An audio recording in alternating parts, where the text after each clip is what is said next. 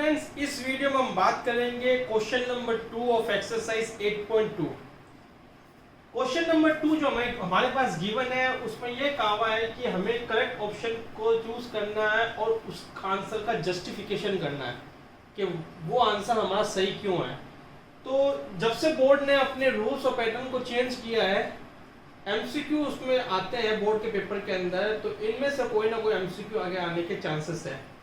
तो हमारे पास जो फर्स्ट पार्ट है, इसमें 4 पार्ट गिवन है, first, second, third and fourth part. तो इन चारों पार्ट का मैं सॉल्यूशन कर देता हूं और आपको भी सॉल्व करके ही मालूम करना है कि किस तरह से कौन सा पार्ट या कौन सा ऑप्शन सही है।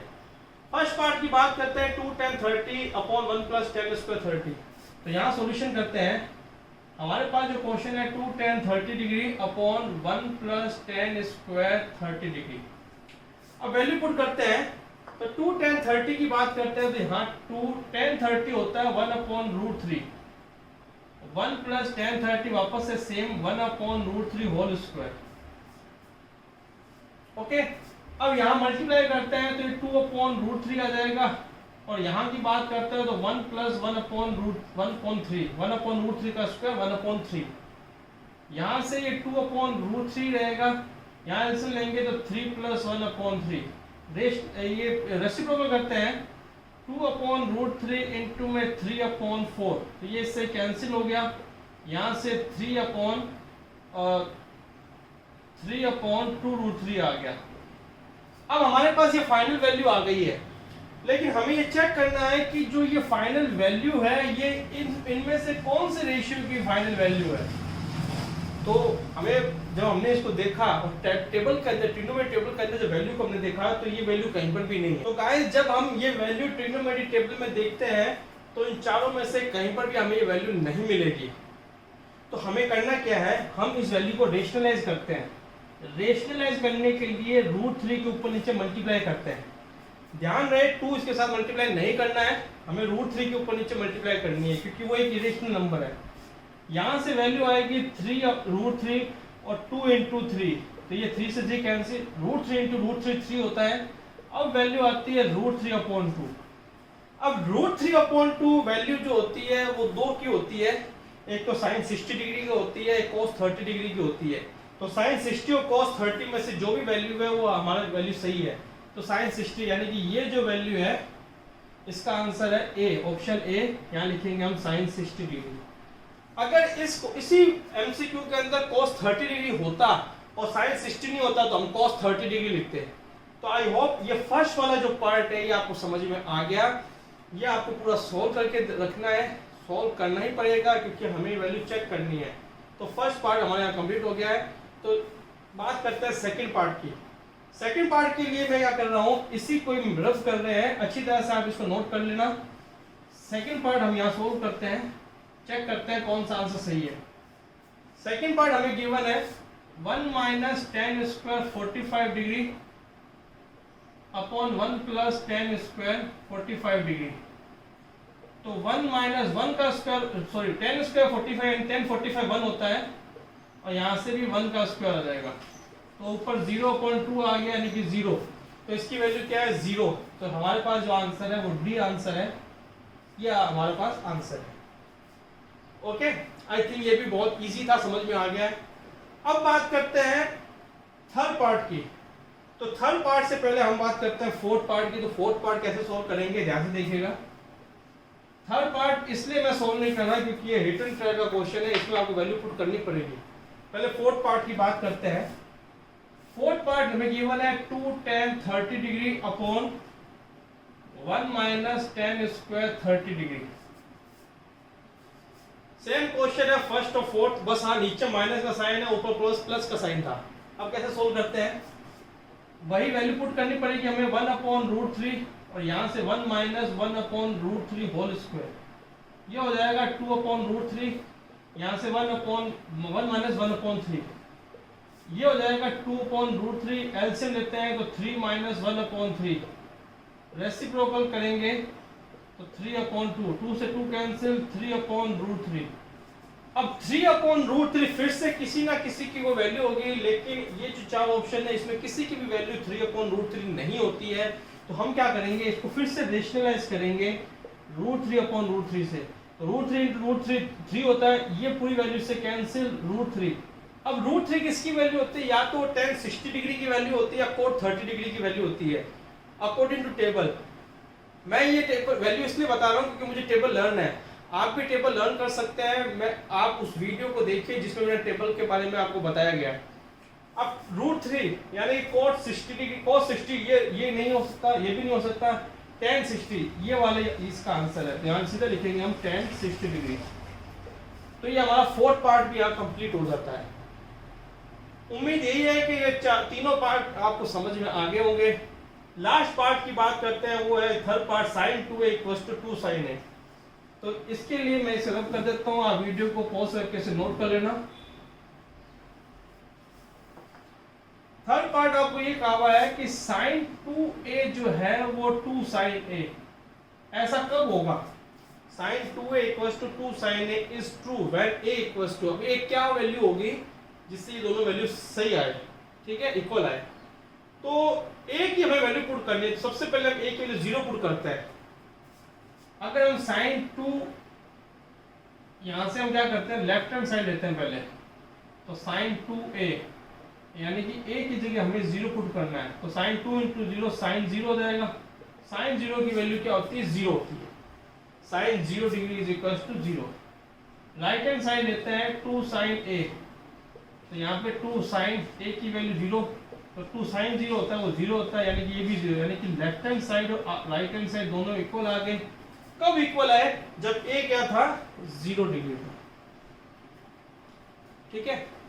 a 0 है तभी वो इक्वल है। ये दोनों स्टेट में ये दोनों वैल्यू लेफ्ट हैंड और राइट हैंड साइड तभी इक्वल होगी जब a की वैल्यू 0 डिग्री होगी।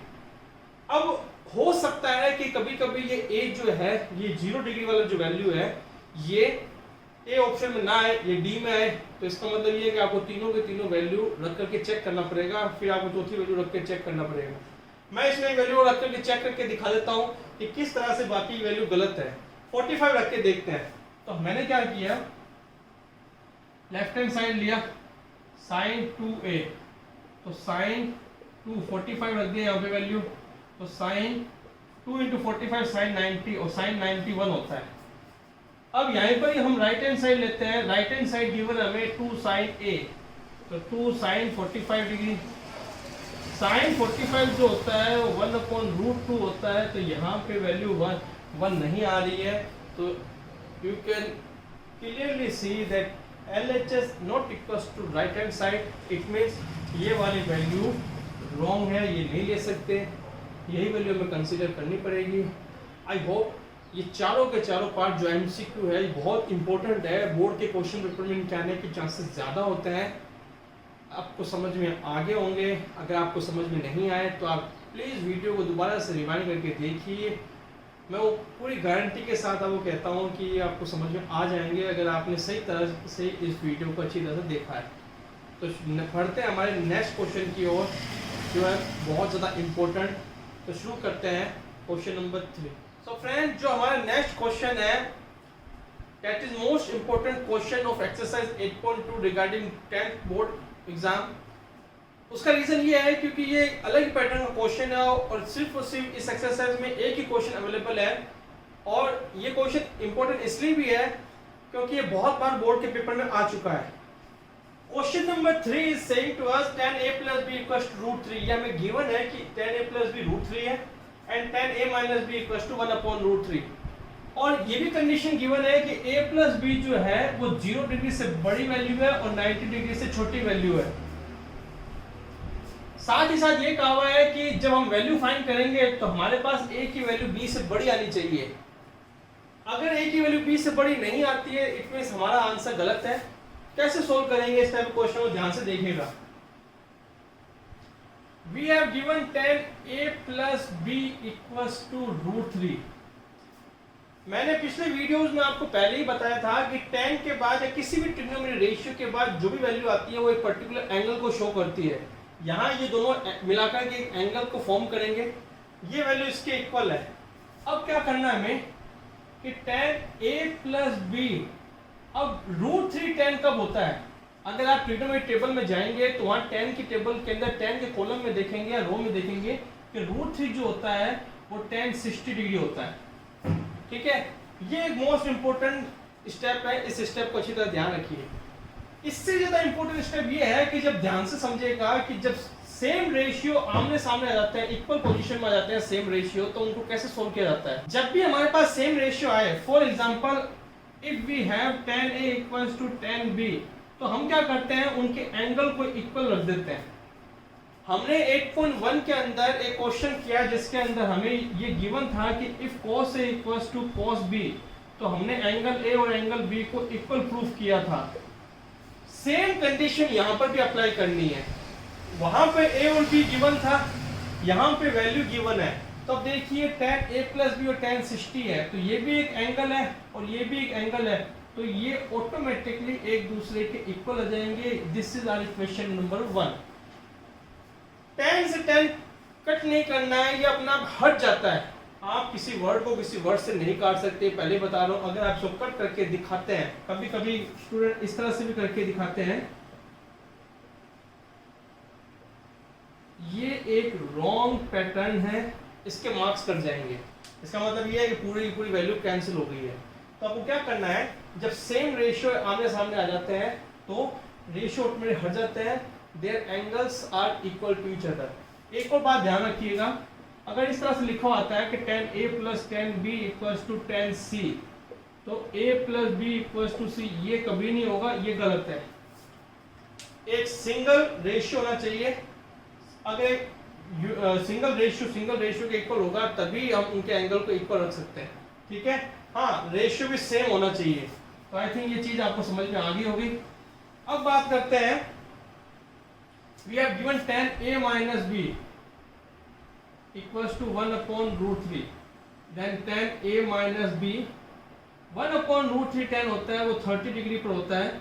फिर से tan और tan हट जाएंगे, एंगल उनके इक्वल आ जाएंगे, इक्वेशन नंबर 2। या फिर हम इसको ऐसे लिख सकते हैं, A equals to 30 plus B, equation number 2। Now put value of equation 2 in equation 1। ये वैल्यू यहाँ पुट करते हैं, A की वैल्यू रखते हैं 30 plus B equals to 60 degree, ये वैल्यू ऑफ A है। तो 30 यहाँ से 30 वहाँ जाएगा, तो 2B equals to 60 minus 30, and B की वैल्यू 30/2, यानी कि B की वैल्यू 15 डिग्री आ गई। ये वैल्यू यहाँ पुट करते हैं इक्वेशन नंबर 2 में, तो we will get A equals to 30 plus 15, it means A equals to 45 degree. तो आप क्लियरली देख सकते हैं कि जो वैल्यू ऑफ A है, वैल्यू ऑफ A वो वैल्यू ऑफ B से बड़ी है। जो क्वेश्चन में कंडीशन थी वो सेटिस्फाई हो गई, value of A value of B से बड़ी है। दूसरी कंडीशन कैसे सेटिस्फाई करेंगे, जब आप 15 और 45 को ऐड करेंगे, then you will get 60 which is greater than 0 and less than 90 degree. तो इसका मतलब ये है कि ये हमारा पूरा क्वेश्चन जो का सॉल्यूशन है वो एकदम सही है। उम्मीद यही है कि ये आपको समझ में आ गया है। अगर नहीं समझ में आया तो मैं आपको सजेस्ट करूंगा कि इस क्वेश्चन को, एटलीस्ट इस एक्सरसाइज के इस क्वेश्चन को आप दोबारा से अच्छी तरह से देखें, क्योंकि इस टाइप के क्वेश्चन बहुत बार आ चुके हैं। इसका एक एग्जाम्पल भी एनसीईआरटी में, जो आप अच्छी तरह से खुद देखना। नहीं समझ में आए तो कमेंट करना, मैं उस एग्जाम्पल पे भी वीडियो बनाऊंगा। तो यहाँ इस एक्सरसाइज को यहाँ पे हमने कंप्लीट करवा दिया है। नेक्स्ट जो क्वेश्चन है वो ट्रू फॉल्स है, वो आप अच्छी तरह से खुद कर सकते हैं। कहीं पे भी कोई प्रॉब्लम आए तो आप कमेंट बॉक्स में लिख सकते हैं। वीडियो अगर आपको पसंद आए तो लाइक शेयर कमेंट करना ना भूलें। अपने दोस्तों तक इस वीडियो को पहुंचाएं ताकि इस सिचुएशन में सबको इस वीडियो का फ़ायदा मिल सके। अगर आप हमारे चैनल पे न्यू हैं तो सब्सक्राइब ज़रूर करिए हमारे चैनल को। हमारे चैनल पे रोज़ नए नए वीडियो, नए नए एक्सरसाइज की वीडियो आते रहेंगे। तो आज के लिए बस इतना ही। आशा करता हूँ ये चीज़ आपको समझ में आई होगी।